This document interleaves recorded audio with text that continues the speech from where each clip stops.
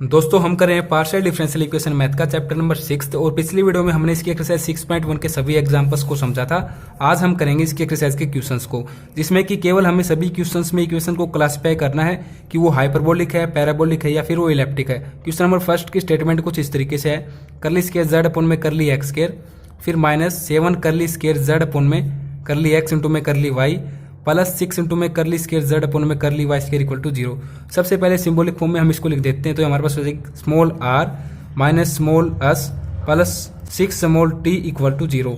अब इसको क्या करेंगे, स्टैंडर्ड फॉर्म के साथ कंपेयर करेंगे। स्टैंडर्ड फॉर्म हमारे पास कुछ इस तरीके से होती है, कैपिटल R इंटू में small r, capital S into में small s, capital T into में small t plus function of x y z p and q equal to 0। तो यहाँ से हमारे पास capital R, capital S, capital T जो कि कोफिशिएंट है small r, small s and small d के, इनकी वैल्यू आ जाएगी। कैपिटल R की वैल्यू आ जाएगी 1 के इक्वल, फिर कैपिटल S की वैल्यू आ जाएगी -7 के इक्वल और कैपिटल T की वैल्यू आ जाएगी हमारे पास 6 के इक्वल। अब इनको हम पुट कर देंगे गिवन जो हमारे पास ये फॉर्मूला होता है कुछ इस तरीके से इसमें। तो यहाँ पर हमारे पास क्या हो जाएगा, इसका स्क्वायर करेंगे तो 7 का 49, फिर -4 इंटू में R एंड T, तो हमारे पास ये T है 6 और ये हमारे पास क्या हो जाएगा यहाँ से 49 माइनस 24 इक्वल टू आ जाएगा 25 के, जो कि क्या है ग्रेटर देन 0। तो जो हमारे पास ये गिवन इक्वेशन है ये हमारे पास क्या आ चुकी है, हाइपरबोलिक इक्वेशन। अब हम सेकंड क्वेश्चन को करते हैं कुछ इस तरीके से। तो ये हमारे पास कुछ इस तरीके से इसकी इक्वेशन 4 इंटू में करली स्क्वायर जेड अपॉन में करली एक्स स्क्वायर माइनस 4 इंटू में करली स्क्वायर जेड अपॉन में करली एक्स इंटू में curly y plus curly square z upon में curly square y equal to 0। Symbolic form इसकी कुछ इस तरीके से हो जाएगी, 4 small r minus 4 small s plus t equal to 0। इसके साथ कंपेयर करेंगे, ये हमारे पास है स्टैंडर्ड फॉर्म। तो हमारे पास कैपिटल R की वैल्यू आ जाएगी यहाँ से 4 के इक्वल, कैपिटल S की वैल्यू हो जाएगी -4 के इक्वल और t की वैल्यू हो जाएगी 1 के इक्वल। अब हमारे पास जो ये गिवन एक फॉर्मूला होता है इसमें हम पुट कर देंगे, तो ये हमारे पास हो जाएगी कुछ इस तरीके से, -4 इसका स्क्वायर होगा तो क्या हो जाएगा 16 और फिर -4 इंटू में ये जो हमारे पास 4 गिवन होता है यहाँ पर उसको इंटू में लेंगे तो हमारे पास हो जाएगा 16, ये हमारे पास आ जाएगा इक्वल टू 0। तो इस केस में हमारे पास ये इक्वल टू 0, तो ये हमारे पास हो जाएगी पैराबोलिक इक्वेशन। अब हम करते हैं थर्ड क्वेश्चन को। थर्ड क्वेश्चन कुछ इस तरीके से, इसकी स्टेटमेंट 2 इंटू में करली स्क्वायर जेड अपॉन में करली एक्स इंटू में करली वाई प्लस 3 इंटू में करली स्क्वायर जेड अपॉन में curly y square equal to 0। सबसे पहले सिंबॉलिक फॉर्म में लेते हैं इसको, ये हो जाएगा 2s plus 3t equal to 0। Standard form के साथ कंपेयर करते हैं तो हमारे पास कैपिटल S की वैल्यू यहाँ से आ जाएगी कुछ इस तरीके से 2 के इक्वल, और जो हमारे पास R है वो हमारे पास इस केस में क्या हो जाएगा 0। कैपिटल T की वैल्यू आ जाएगी हमारे पास यहाँ से 3 के इक्वल। पुट कर देते हैं इसी फॉर्मूले में, तो ये हमारे पास क्या हो जाएगा 4।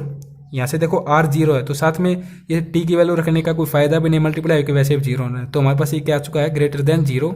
तो ये भी हमारे पास क्या हो जाएगी हाइपरबोलिक इक्वेशन।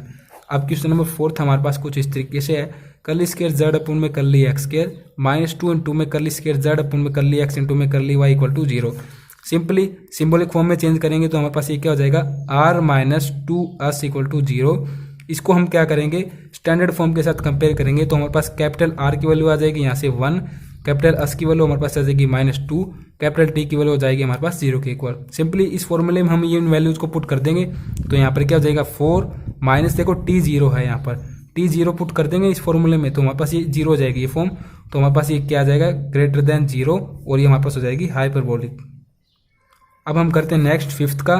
तो हमारे पास फिफ्थ पार्ट की इक्वेशन कुछ इस तरीके से है, 8 इंटू में करली स्क्वायर जेड अपॉन में करली एक्स स्क्वायर -2 इंटू में करली स्क्वायर जेड अपॉन में करली एक्स इंटू में करली वाई -3 इंटू में करली स्क्वायर जेड अपॉन में curly y square equal to 0। Symbolic form में चेंज करेंगे तो ये हमारे पास क्या हो जाएगी 8r minus 2s minus 3t equal to y. Standard form के साथ कंपेयर करेंगे तो हमारे पास कैपिटल R की वैल्यू यहाँ से आ जाएगी 8 के इक्वल, कैपिटल S की वैल्यू आ जाएगी -2 के इक्वल, कैपिटल T की वैल्यू आ जाएगी -3 के इक्वल। गिवन फॉर्मूले में हम वैल्यूज को पुट कर देंगे तो यहाँ पर क्या हो जाएगा 4, फिर -4 इंटू में 8 जो कि R की वैल्यू है और T हमारे पास क्या है -3। तो इस तरीके से देखो ये क्या हो जाएगा, इन दोनों की मल्टीप्लाई कर देते हैं तो हम देखो नेगेटिव है तो ये नेगेटिव तो सीधा क्या हो जाएगा कैंसिल हो जाएगा और क्या हो जाएगा पॉजिटिव, और इनकी मल्टीप्लाई कर देते हैं तो ये हो जाएगा 12 को 8 से मल्टीप्लाई जब हम करते हैं तो ये हमारे पास आ जाएगा 96 के इक्वल, जो कि क्या है इनको ऐड करेंगे तो ग्रेटर देन 0, ये हो जाएगा 100 जो कि ग्रेटर देन 0 है। तो ये भी हमारे पास क्या आ जाएगी हाइपरबोलिक इक्वेशन। फिर सिक्स्थ जो पार्ट है ये हमारे पास कुछ इस तरीके से है, 2 r plus 4s plus 3t minus 2 equal to 0। तो देखिए इस केस में हमारे पास कैपिटल आर की वैल्यू आ जाएगी 2, कैपिटल एस की जो वैल्यू है ये हमारे पास 4, कैपिटल टी की वैल्यू आ जाएगी 3। फॉर्मूले में हम पुट कर देंगे, किस फॉर्मूले में, इस फॉर्मूले में। तो देखिए ये हमारे पास क्या आ जाएगी, एस स्केयर, जिसका स्केयर 16, फिर देखिए -4 इंटू में आर टी, इन दोनों की मल्टीप्लाई ये जाएगा 6 इंटू में ये जाएगा 16 माइनस 24, जो कि हमारे पास किसके इक्वल आ जाएगा, 10 के इक्वल, जो कि लेस देन क्या है 0, -8 के इक्वल आएगा। ठीक है, तो इस केस में हमारे पास ये क्या हो जाएगी, इलिप्टिक इक्वेशन।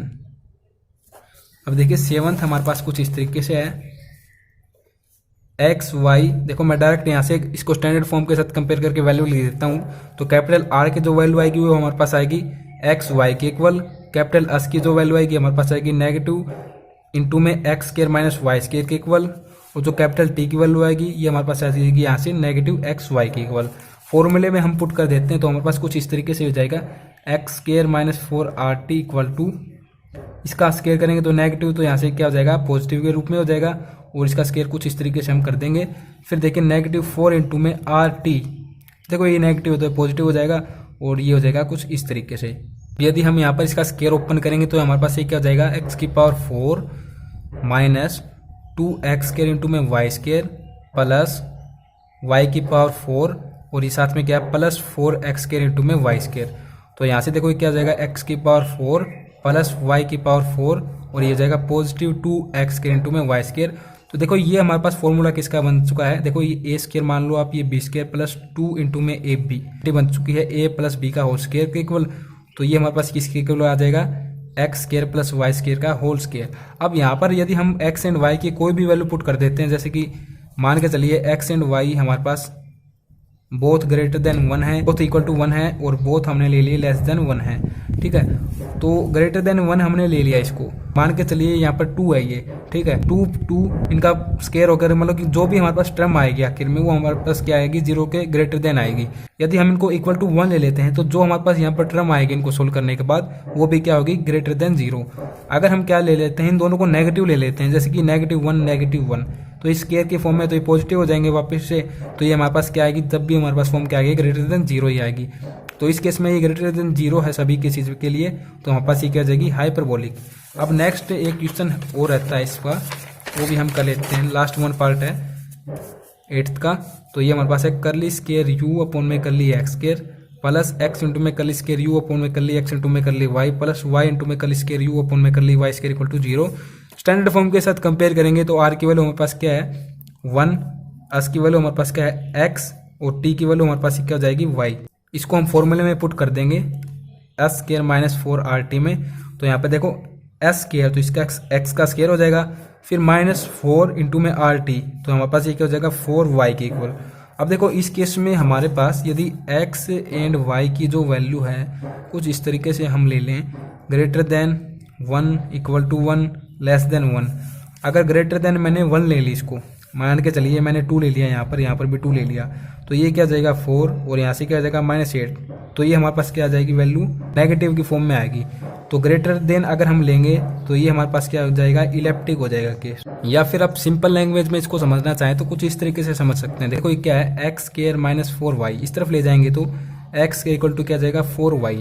अब x की वैल्यू और y की वैल्यू जैसे कि इक्वल टू 0 है ना, तभी हम इस तरफ लेके गए, तभी ये पॉजिटिव में कन्वर्ट हुआ। तो इस केस में ये क्या होगा, पैराबोलिक। और अगर हम लेट कर लें कि जो x स्केयर है ये ग्रेटर देन है 4y से, तो इस केस में ये क्या हो जाएगा, तो ये हमारे पास हो जाएगा हाइपरबोलिक। और यदि हम लेट कर लें कि जो हमारे पास 4y है ये ग्रेटर देन है x स्केयर से, तो ये हमारे पास हो जाएगा इलिप्टिक। तो कुछ इस तरीके से हमारे पास ये एक्सरसाइज जो है 6.1 यहाँ पर समाप्त होती है। आशा करता हूँ वीडियो में दी गई जानकारी आपको स्पष्ट रूप से समझ में आई होगी।